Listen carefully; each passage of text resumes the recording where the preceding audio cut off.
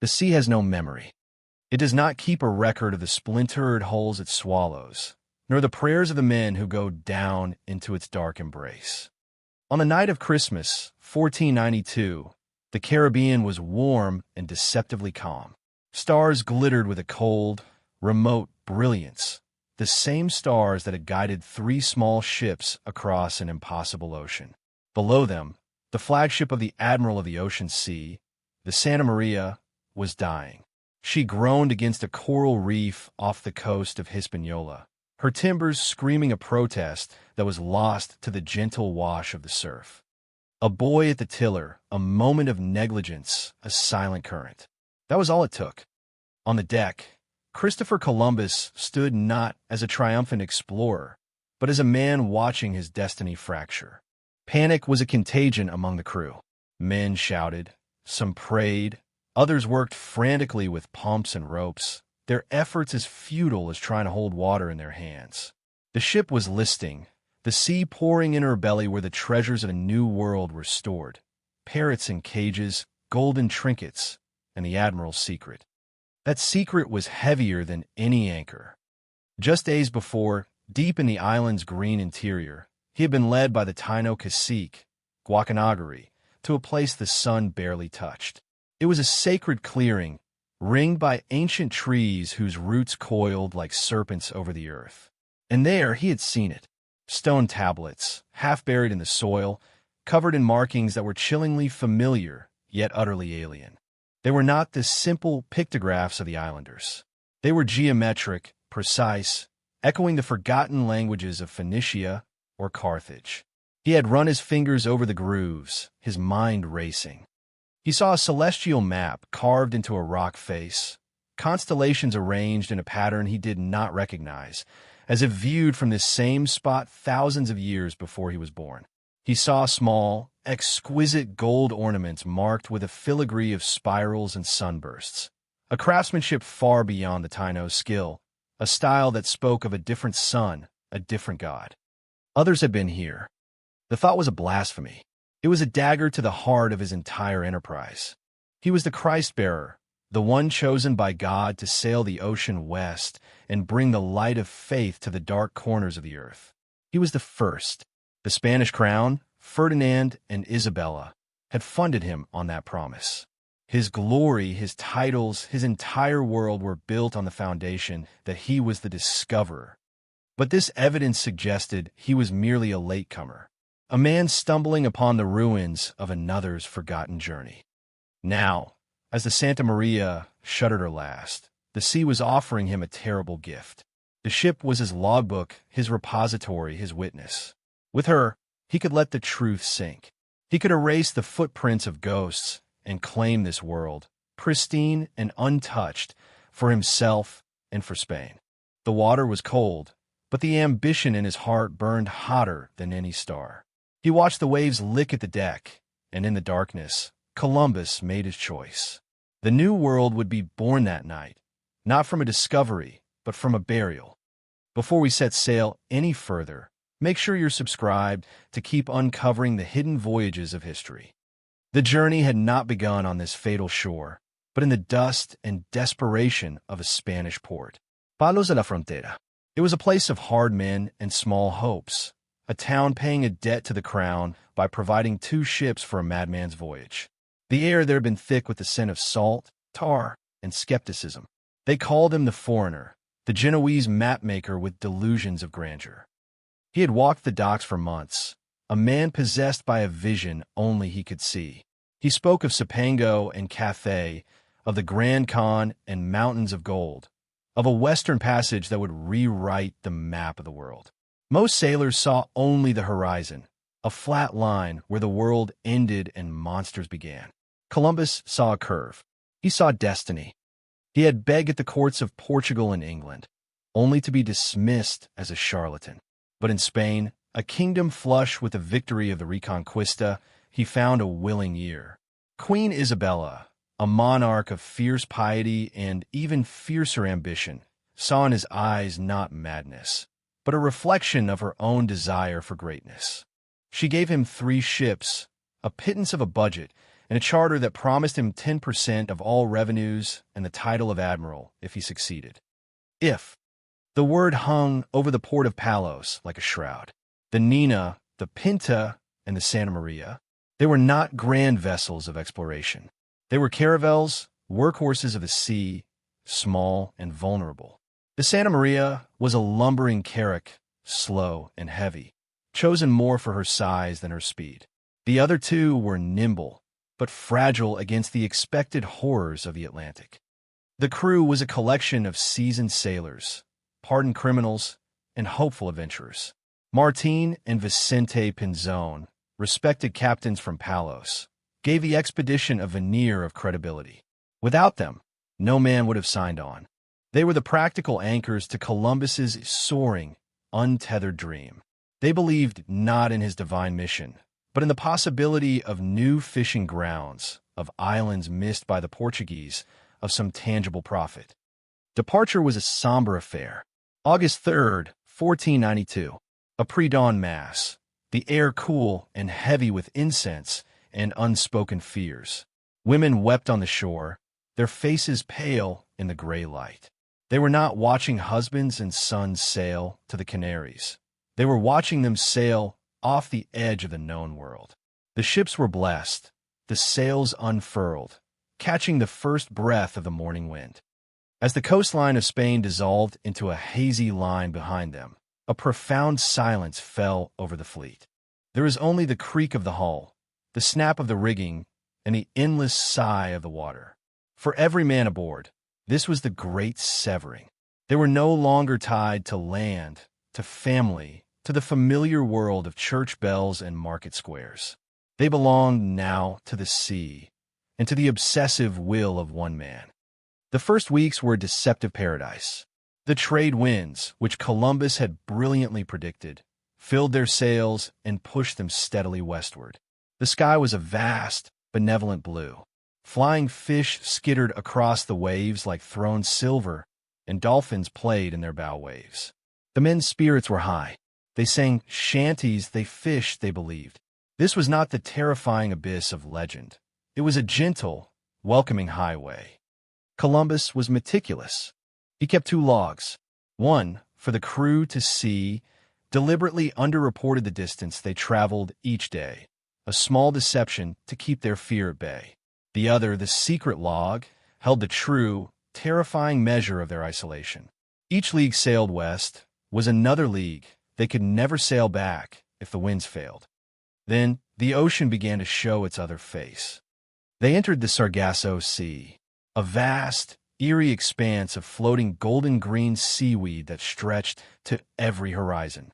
The water was unnervingly calm, the air still. The ships slowed, trapped in the gentle grip of the weed. Superstition, a sailor's constant companion, began to fester. They whispered that this was the edge of the world, a maritime graveyard where other ships had been caught for eternity, their crews starving to death amidst a phantom forest. They saw no birds, a sign, they said, that land was impossibly far. The compass needle began to waver. North was no longer true north. To the sailors, this was not a matter of magnetic declination. It was a sign that the very laws of God and nature were breaking down.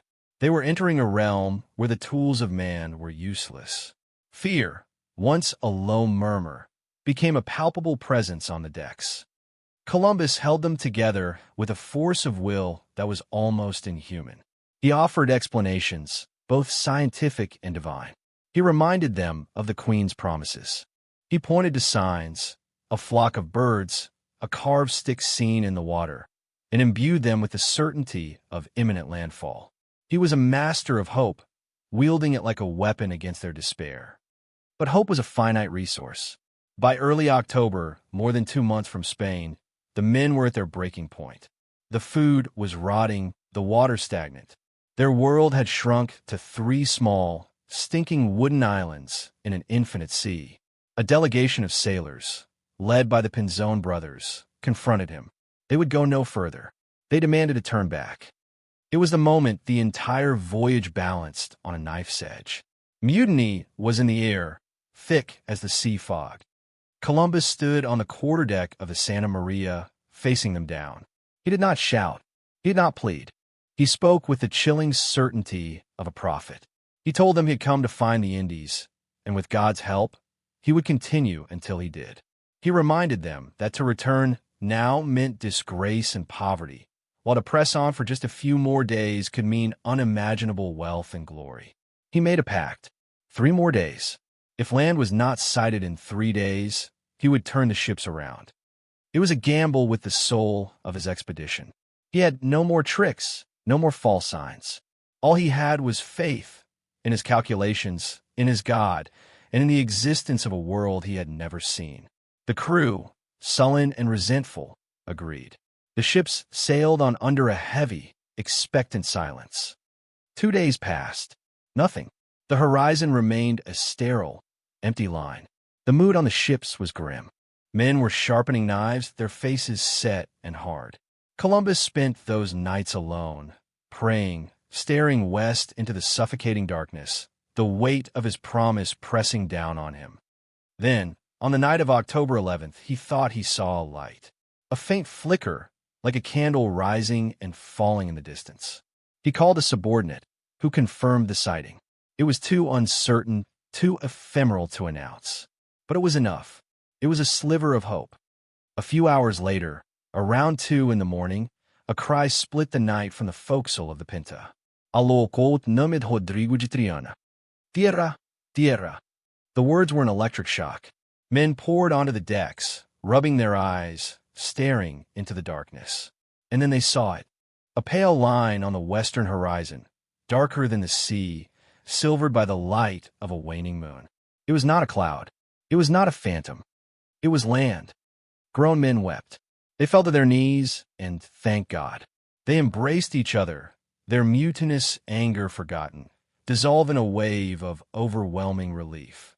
Columbus stood apart, watching the dark shape of the new world grow clearer. In that moment, he was not just a captain. He was the fulfillment of a prophecy.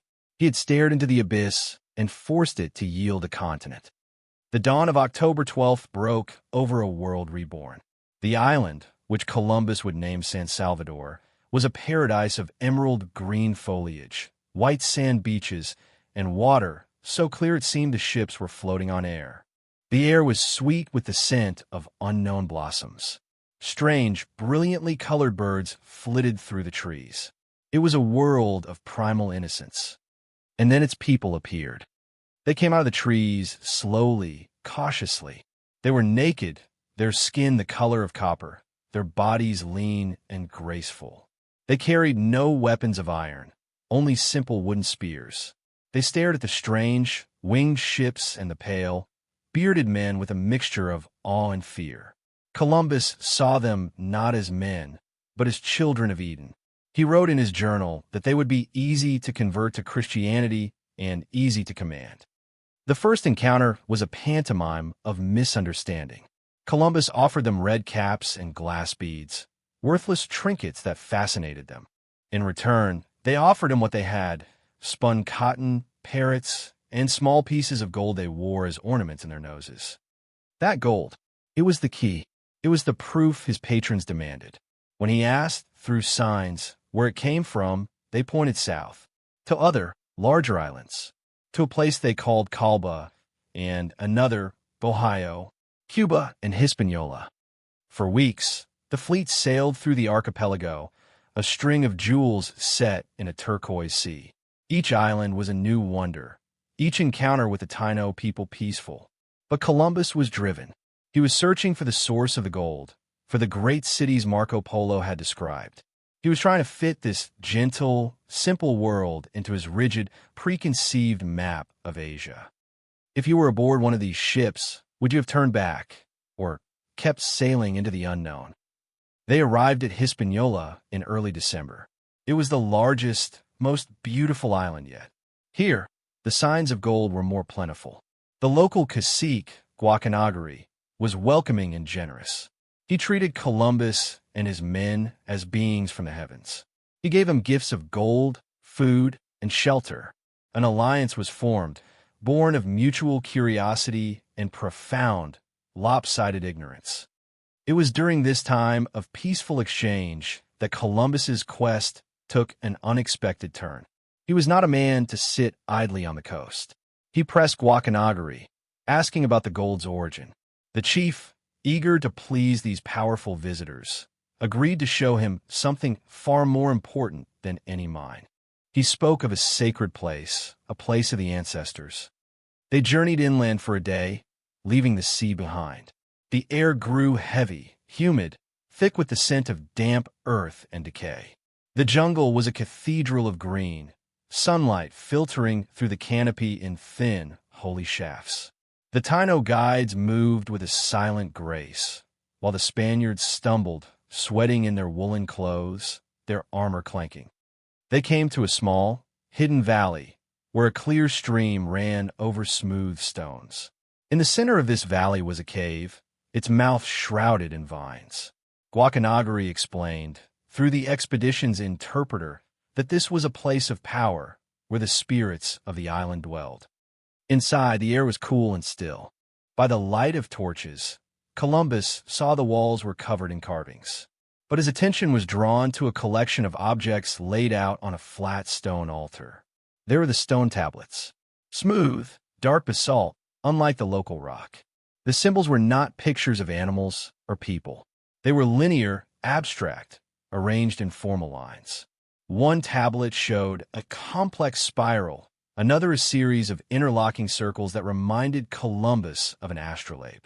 It was a form of writing, he was certain of it, but one unknown to him. Beside the tablets were the gold artifacts. Not nuggets, but work pieces. A pendant shaped like a winged disc. A small, hollow sphere covered in a delicate mesh of golden wire. The craftsmanship was impossibly fine, the design utterly foreign. It was not European, not Asian, not African. It was something else entirely. Columbus picked up a piece. It was heavier than he expected. He turned to Guacanagari, his mind reeling. Where did these come from?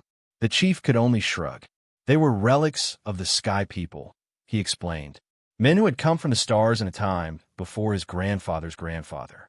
They had taught the ancestors many things before they disappeared back into the sky. For the Taino, it was mythology. For Columbus, it was evidence. His world tilted. These islands were not the outer shores of Asia. The people were not simple primitives living in an untouched paradise. History was deeper, more complex than the Bible or the Greek philosophers had ever allowed.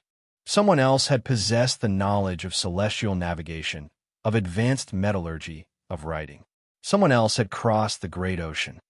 The discovery thrilled him and terrified him in equal measure. As a man of intellect, he was awestruck, but as a man of ambition, he was threatened. To reveal this would be to diminish his own achievement from a divine miracle to a mere historical footnote. He would be the man who rediscovered a known world, not the man who discovered a new one. The titles, the gold, the glory, it could all be compromised. He ordered his men to gather a few of the smaller, more compelling artifacts. He would study them in secret on the ship.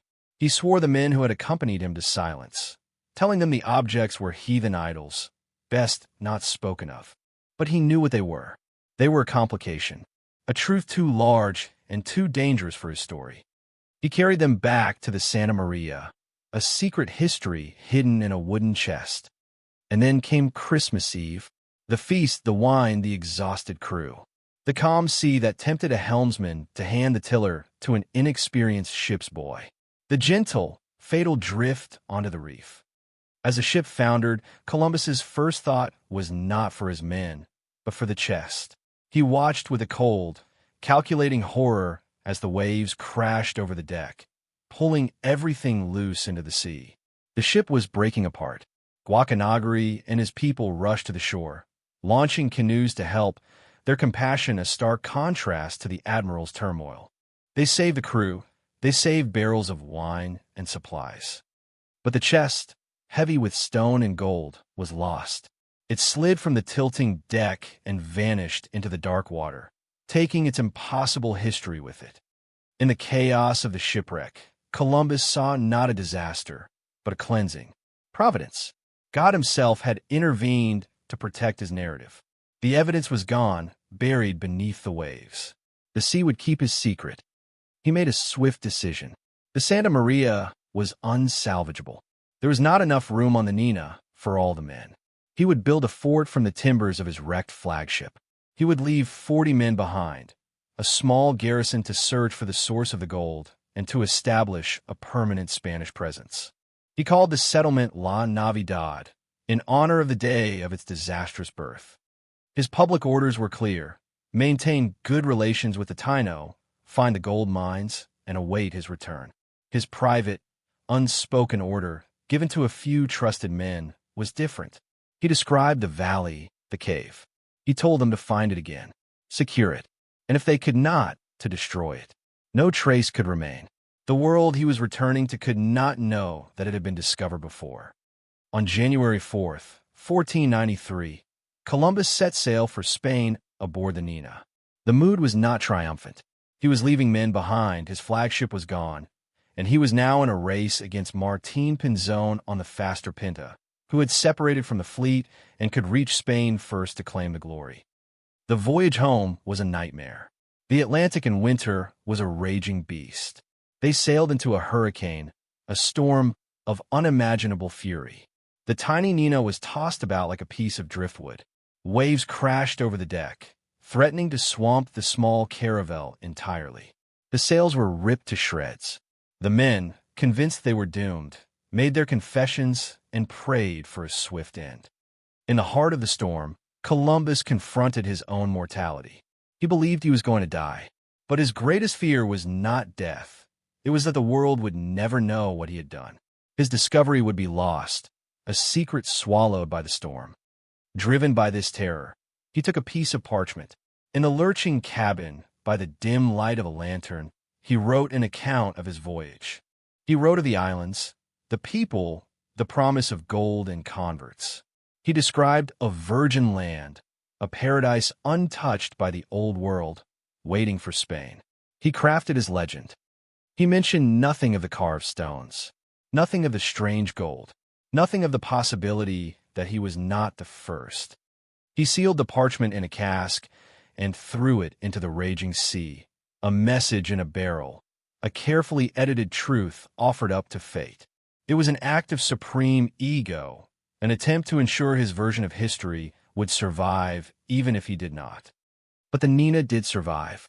Battered and broken, she limped into the Azores, then to Lisbon, where Columbus had to fend off the hostile suspicions of the Portuguese king. Finally, on March 15th, 1493, he sailed back into the port of Palos. The town that had watched him leave with skepticism now greeted him as a hero. He had done the impossible. He had sailed west and returned. The Pinta had arrived days earlier, but Pinzón was ill and died shortly after, leaving the stage entirely to Columbus. His journey to the court of Ferdinand and Isabella in Barcelona was a victory parade.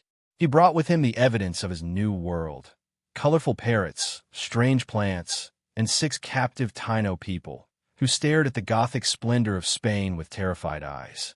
He presented the gold, promising that it was but a small sample of the vast riches that awaited. He spoke of a gentle, primitive people eager for conversion and of lands ripe for colonization. He told a simple, powerful story, a story of discovery, of faith, and of Spanish glory. It was the story the crown wanted to hear. It was the story the world was ready for.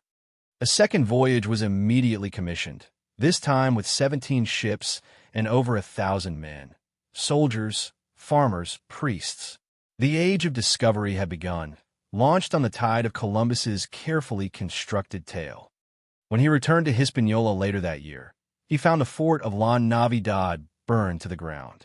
All 40 men he had left behind were dead, killed in conflicts with the Taino, their own greed and brutality having shattered the initial peace. And with them, the secret died. No one ever found the hidden valley again, or if they did not understand what they saw. The ensuing years of conquest, disease, and slavery were a storm that swept across the islands, erasing people, cultures, and memories. The Taino were decimated, their stories lost to the wind. The history of the Sky people, if it ever existed, was washed away by a tide of blood and gold. Columbus's legacy was cemented. He was the admiral of the ocean sea, the man who discovered America. His name was written onto the world map. His story became the founding myth of a new era, an era of European expansion that would reshape the globe. He got his glory, his titles, and his place in history. But the truth, as it often does, lies in the deep. It rests in the silence of a forgotten cave, in the fragments of a culture erased. And it rests on the seabed, just off the coast of Hispaniola, where the rotting timbers of a sunken ship hold a secret heavier than any treasure. A secret of a world far older and far more mysterious than its conquerors ever allowed themselves to believe. The secrets of the past are never truly lost. They just wait beneath the waves in the stories we choose not to tell. For more stories of ambition, discovery, and the truths they conceal, subscribe to our channel and join the expedition.